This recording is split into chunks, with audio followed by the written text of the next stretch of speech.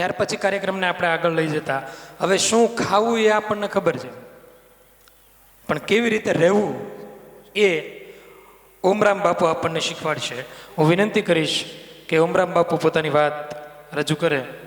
હા, સમયની પાબંદીને ધ્યાનમાં રાખીને પોતાની વાત રજૂ કરશે ઓમરામ બાપુ. આપણે જોરદાર તાળીઓના ગડગડાટથી વધાવો.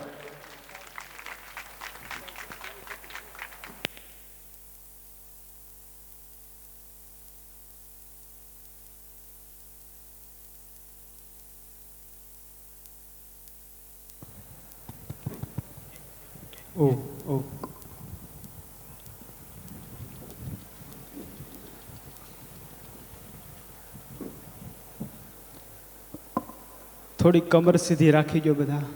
કમર સીધી રાખી, આંખ બંધ કરી, મન સહેજ કરી, એક વખત બધા એક સાથે ઓમકારના નાદથી ભગવાન શિવનું ધ્યાન કરતા કરતા આલેખ જગાવીએ. થોડી કમર સીધી બધાને, શ્વાસને પૂરો ભીતર ભરીને ઓમકારનો નાદ. ઓ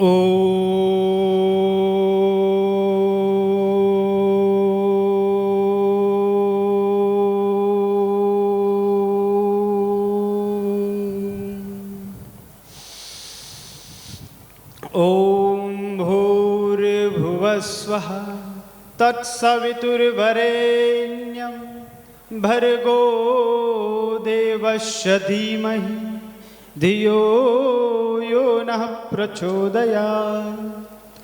ઓમ ત્ર્યંબકં યજામહે સુગંધિં પુષ્ટિવર્ધનં ઉર્વારુકમિવ બંધનાન મૃત્યોર્મૃક્ષીયમૃતા. ઓમ સર્વે ભવન્તુ સુખિનઃ સર્વે સન્તુ નિરામયા સર્વે ભદ્રાણિ પશ્યન્તુ મા કશ્ચિદ દુઃખ ભગ ભવેત. ઓમ શાંતિ શાંતિ શાંતિ. बोलिए रामचंद्र भगवान की, योगेश्वर श्री कृष्णचंद्र भगवान की, भारत माता की, गौ माता की. ओम नमः पार्वती पतये हर हर महादेव हर. એક મિનિટ હરિનામ સ્મરણ કરી લઈએ, પછી થોડી એક બે વાતો કરી દઉં હું, પછી આપણે જેને મુખ્ય વક્તાઓને સાંભળવાના છે એને આપણે સાંભળીએ. ઓ શ્રી રામ જય રામ જય જય રામ.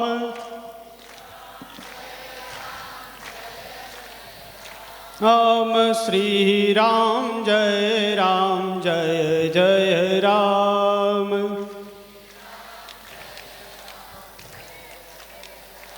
ઓમ શ્રી રામ જય રામ જય જય રામ.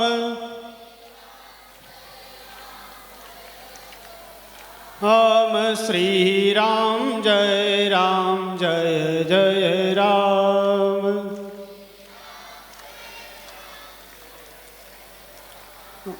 મંગલ ભવન મંગલહારી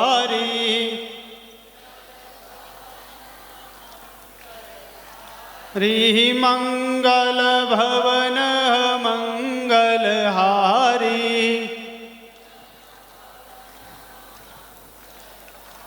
રી દ્રવહુષો દશરથ હજીર બિહારી હરી દ્રવહુષો દશરથ હજીર બિહારી. बोलिए सनातन धर्म की जय. આજના પવિત્ર દિવસે ભગવાન શિવનું અહીંયા મંદિરની પ્રાણ પ્રતિષ્ઠા મહોત્સવ નિમિત્તે મંચસ્થ ઉપસ્થિત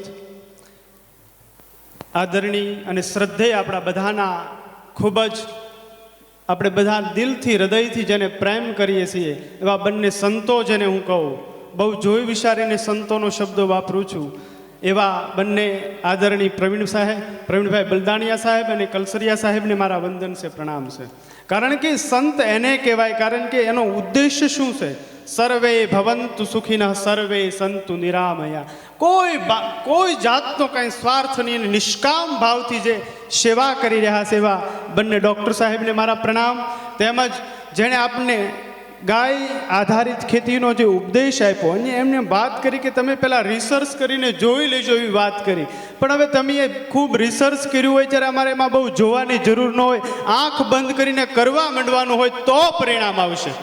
હવે એને વર્ષો સુધી મહેનત કરી છે, પુરુષાર્થ કર્યો છે, સંઘર્ષ કર્યો છે આ પુરુષે, અને ત્યારે આપણે એમાં વિચાર ચિંતન ન કરવાનું હોય. આવા પુરુષો જો એને પણ શું સ્વાર્થ, ઠેઠ અમદાવાદથી અહીંયા સુધી આવે અને આપણને ઉપદેશ આપે. આ કોઈ કલાકાર નથી કે 3 લાખ કે 5 લાખ કે 10 લાખ રૂપિયા લઈને કાંઈ બોલતા હોય. આ તો એમના નિસ્વાર્થ ભાવથી જો આવીને આવી વાત આપણને કરતા હોય, અને એ વાતને જો આપણે નહીં અપનાવીએ તો આવનારું ભવિષ્ય આપણા બધાને માટે ખતરનાક છે. જો આ વાતને આપણે નહીં સ્વીકારી તો WHO એમ કહે છે કે આવનારા સમયમાં ભારત દેશમાં 87% લોકો કેન્સરથી પીડાતા હશે. 87%. એક પરિવારમાંથી એક સભ્ય કેન્સરથી પીડાતો હશે. આનાથી બચવાનો બીજો કોઈ રસ્તો જ નથી. ગાય આધારિત ખેતી, બસ એ જ ઉદ્દેશ છે. તો આજના સમયમાં આપણે જો રોગોથી બચવું હોય, આજના સમયમાં માનસિક શાંતિ જોતી હોય, તો આના સિવાય બીજો કોઈ રસ્તો દેખાતો નથી મને તો. એટલા માટે જેમ ફેમિલી ડૉક્ટર હોય છે ને, એમ ફેમિલી ફાર્મર રાખવાની જરૂર પડશે સાહેબ. કે જેમ અત્યારે કરોડપતિ માણસ હોય, કોઈ અબજપતિ માણસ હોય, તો આપણે કેટલો બધો સંબંધ એની સાથે કેળવતા હોઈએ કે જ્યારે ઉપયોગી થાય ક્યારેક આવનારો સમય યાદ રાખજો કે જેની પાસે ખેતી હશે, જે ઓર્ગોનિક ખેતી કરતો હશે, એની સાથે બધા સંબંધો રાખશે કે ભાઈ મને 1-2 મણ ઘઉં આપીશ. આવો સમય આવશે જેની પાસે ખેતી હશે એની પાસે. એટલે ખેડૂતો માટેનો ઉત્તમમાં ઉત્તમ સમય આવનારો સમય આવવાનો છે. ત્યારે આપણે આ બધાનું જે પૂર્ણ રીતે પાલન કરશું તો જ આપણે જીવનમાં કંઈક ને કંઈક સુખ અને શાંતિની અનુભૂતિ કરી શકશું. એવી ગાય માતાને આપણે 1-2 વાત નાની એવી કરી દઉં. ગોપાલભાઈએ વાત તો કરી છે કે કૃષ્ણ ભગવાનને પણ સુખ એની પાસેથી મળતું હતું. ભગવાન કૃષ્ણને જ્યારે એની જતી ઉંમરમાં કોઈ પૂછ્યું હતું સાહેબ ગોપાલભાઈ, કે ભગવાન કૃષ્ણને પૂછ્યું કે તમને આખી જિંદગી જીવા તમે, એમાં તમને સુખનો અનુભવ, શાંતિનો અનુભવ, પ્રસન્નતાનો અનુભવ તમને ક્યારે થયો? કે તમે ગાયો ચરાવવાથી માંડીને ઠેઠ દ્વારકાના રાજા બન્યા, કેટલાય બધા પ્રકારની લીલાઓ ભગવાને કરી, એમાં તમને ક્યારે સુખ મળ્યું? એવી કઈ ક્ષણ આવી કે તમે શાંતિમાં હતા, સુખમાં હતા? ત્યારે ભગવાને વિચાર કરીને કીધું કે જ્યારે હું નાનો હતો અને જ્યારે વનમાં ગાયો ચરાવવા માટે જતો, અને ગાયો ચરાવીને જ્યારે ઘરે જવા માટે ગોધૂલીના સમયમાં દોડતી ગાયો, એ સમયે ગાયના ચરણમાંથી જે રજ ઉઠતી, એ રજ મારા શરીર ઉપર ચોંટતી ને એ આનંદ મને આવ્યો. એવો આનંદની અનુભૂતિ મને દ્વારિકાનો રાજા બન્યો તોય નહોતી થઈ. તો ગાય માતા પ્રત્યે આટલી બધો પ્રેમ કરનાર ભગવાન કૃષ્ણ એટલા બધા ચાહે છે. ભગવાન રામ પણ એમ કહે છે, વિપ્રધયનું સુર સંત હિત લીનઃ મનુજ અવતાર, કે ગાય અને બ્રાહ્મણો માટે જ્યારે હું અવતાર ધારણ કરીને આવું છું, ભગવાન અવતાર ધારણ કરીને આવતા હોય ને જેને પ્રેમ કરતા હોય, તો આજ ગાયની દુર્દશા, આ દશા બહુ ઠીક નથી. જ્યારે આ ખેડૂતો અપનાવતા થશે ત્યારે જ ગાયની અવસ્થા સુધરશે, એની દશા સુધરશે. તો ગાયનું વાત તો આપણે બધાએ સાંભળી એમની પાસેથી. બીજી મુખ્ય વાત કે આપણી બધાની ઈચ્છા શું હોય અંદરથી? બધાને સુખ જવે છે, બધાને શાંતિ જવે છે, બધાને સમૃદ્ધિ જવે છે, બધાને સ્વાસ્થ્ય જવે છે, અને બધાને સ્વાસ્થ્ય જવે છે. આ 5 વસ્તુની માંગ આપણી બધાની ભીતરની છે કે નથી? કોને શાંતિ નથી ગમતી? અહીંયા શાંત વાતાવરણ છે તો કેટલું ગમે આપણને? શાંતિ ગમે છે અંદરથી, કોઈને અશાંતિ ગમતી નથી. બધાને સુખ ગમે, કોઈને દુઃખ ગમે છે નહીં. બધાને સ્વાસ્થ્ય ગમે છે, કોઈને રોગી થવું ગમે ખરું? અહીંયા બેઠા બેઠા કોઈ એમ કહે છે કે હે ભગવાન મને ડાયાબિટીસ થઈ જાય તો ખૂબ મજા પડી જાય. કોઈ કહે છે બીપી આવી જાય તો મને બહુ ગમે. અને એમાંય તે ઘરના કામકાજ કરીને થાકી ગયા અને બહુ ઉપાધિ થાય છે તો આઈસીયુમાં ભરતી કરી દે અને તો એમ ત્યાં મને શાંતિ મળી જવું ગમે નહીં. આ સ્વાભાવિક માંગ નથી, આત્માની માંગ નથી. આત્માની માંગ છે સ્વાસ્થ્ય, આત્માની માંગ છે સુંદરતા. સુંદરતા કેટલી બધી છે એટલા માટે આપણને ગમે. અને સમૃદ્ધિ બધાને ગમે છે. આપણા ઋષિઓએ ક્યાંય ગરીબ બનવાની તો વાત જ નથી કરી કોઈને. સમૃદ્ધિશાળી બનો, ખૂબ વૈભવશાળી બનો. પણ એ વૈભવશાળી બનવા માટે એ પૈસાને ક્યાંથી ઉપાર્જન કરવું એની વાત કરી કે દૂધ વેચવું કે દારૂ વેચવું એ આપણા હાથમાં છે. એટલે ક્યાંથી ઉપાર્જન કરીને વૈભવશાળી બનવું, સમૃદ્ધિશાળી, તો સુખ ગમે, શાંતિ ગમે, બધું આપણને ગમે છે. તો એના મૂળમાં જો આરોગ્ય આપણી પાસે નહીં તો આપણે એકેય વસ્તુને બરાબર માની નહીં શકીએ. એટલા માટે આરોગ્યવાન બનવા માટે, મનની અને શરીરની શાંતિ માટે આપણે દરરોજ જે આપણા બંને સાહેબો જે રસ્તા ઉપર ચાલે છે એ રસ્તા ઉપર ચાલવું પડશે. એના સિવાય સાહેબ તમને બીજી કઈ શાંતિ લાગી વિપશ્યના ધ્યાન સિવાય? જો અડધો કલાક પણ આપણે કરી લઈએ, 15-20 મિનિટ ધ્યાન કરીએ, પ્રાણાયામ કરીએ, થોડા સૂર્ય નમસ્કાર કરીએ, તો એના સિવાય દુનિયાના કોઈ પણ ખૂણે જશો તમે, શાંતિ નથી. શાંતિ છે આપણી ભીતર. ખોજીએ છીએ, ગોતીએ છીએ ક્યાંક બીજે. કબીર સાહેબે એટલે તો કીધું કે કસ્તુરી કુંડલ બસે મૃગ ઢૂંઢે બન બાસી, એસે ગટગટ રામ હે દુનિયા દેખત નહીં. કસ્તુરી હરણિયાની નાભીમાં હોય, હરણને ખબર નથી એટલે હરણિયું ગમે ત્યાં ગોતતું રહે કે સુગંધ મને અહીંથી આવે, સુગંધ મને અહીંથી આવે.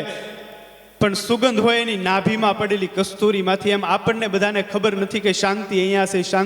શાંતિ આપણી ભીતર છે, એને પ્રગટ કરવી પડે ધ્યાનથી, વિપશ્યનાથી, યોગથી, પ્રાણાયામથી. તિલમાં હી તેલ હે ચકમક મેં આગ, તેરા સાઈ તુજ મેં બસે, તું જાગ શકે તો જાગ. ચકમક પથ્થરમાં આગ છે, દેખાતી નથી. એને તો ખૂબ ઘસવો પડે ત્યારે એમાંથી આગ પ્રગટ થાય. તલમાં તેલ છે ને ઘાણીએ પીલવું પડે, એમાંથી તેલ નીકળે. એમ આપણા ભીતર શાંતિ પડેલી છે, સુખ પડેલું છે. પણ એવા રસ્તા ઉપર ચાલીને આપણે સુખ ને શાંતિને ગોતવી પડશે. નકર બીપીની ગોળી લેવી પડશે, ખાવાનું પચતું નથી એની ગોળી લેવી પડશે, ઊંઘ નથી આવતી એની ગોળી લેવી પડશે, અને સવારમાં પેટ સાફ નથી આવતું એની ગોળી, એક તો ભૂખ નથી લાગતી એની ગોળી, પછી બહાર કાઢવાની ગોળી, બધી ગોળી, આખી દવાખાનું શરીર બની ગયું.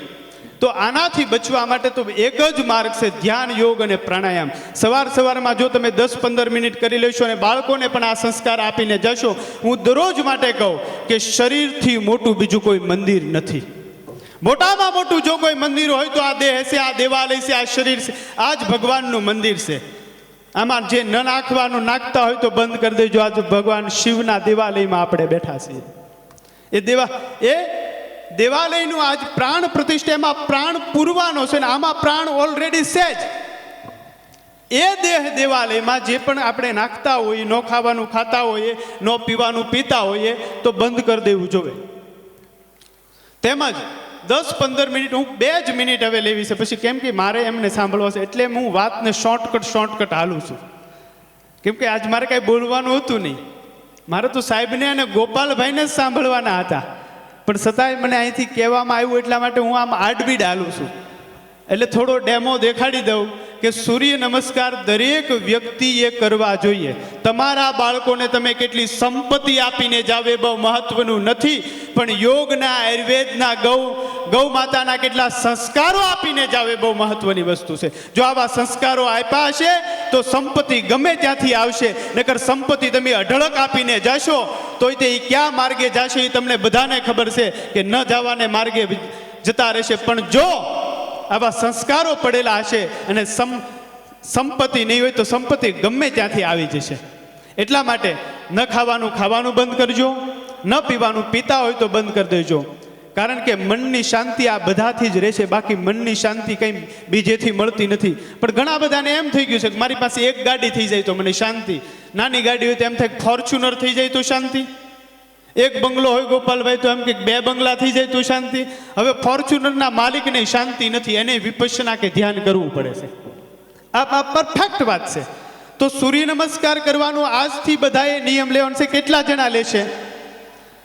તમને શરીર વ્યવસ્થિત હોય એવું ગમે કે નહીં? કેટલાને ગમે? પેટ આમ આગળ મોટું થઈ ગયું ગમે ખરું? જોઈ લો, પેટની સાઈઝ તમારી એટલી હોવી જોઈએ. આમ અહીંથી પકડી લો ને એટલે આમ બરાબર પકડાઈ જવું જોઈએ. એટલું આવે છે તમારથી?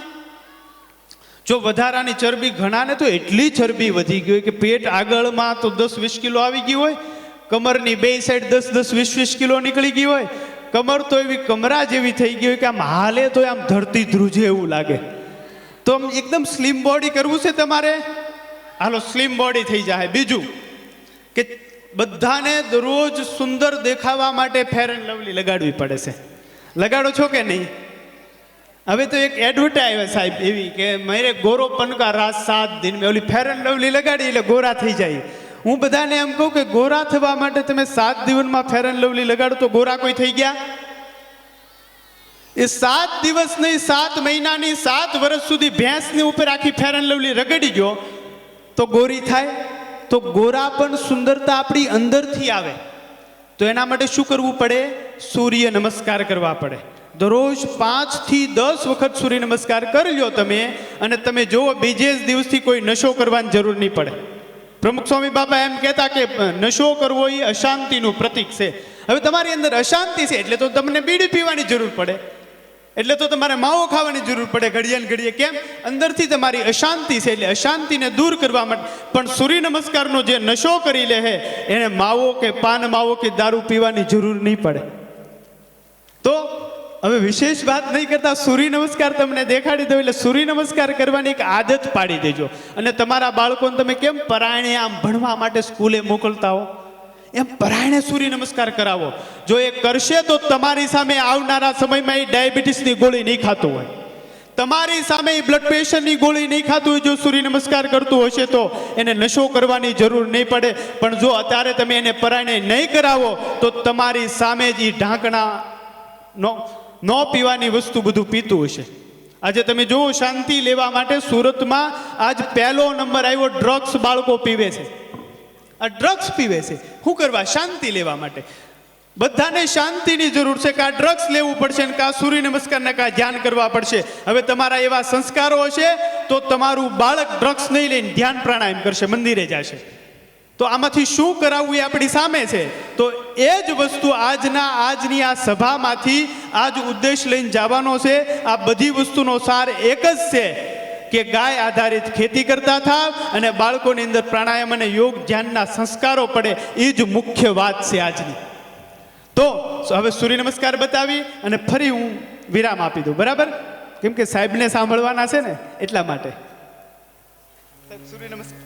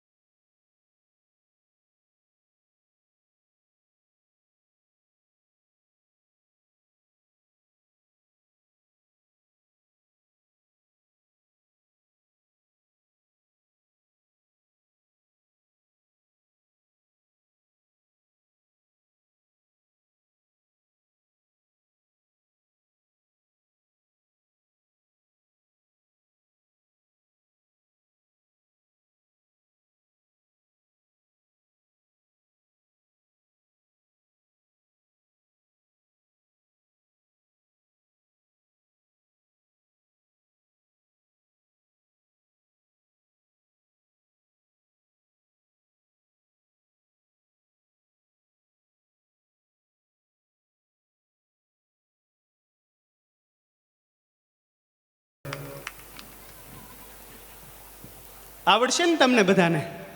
યુટ્યુબમાં જોઈ લેવાનું. ન આવડે તો તારે ગુરુ બહુ ઝાઝા થઈ ગયા છે શીખવવાવાળા. ગૂગલ ગુરુ ને ફેસબુક ને યુટ્યુબ ને એમાં બધામાં આવે છે. એટલે સૂર્ય નમસ્કાર કરવાની હેબિટ પાડી દીજો, ટેવ પાડી પરાયણે પાડજો. ભલે આપના બધાના પ્રણામ બંધન. જોરદાર તાળીઓના ગડગડાટથી બધા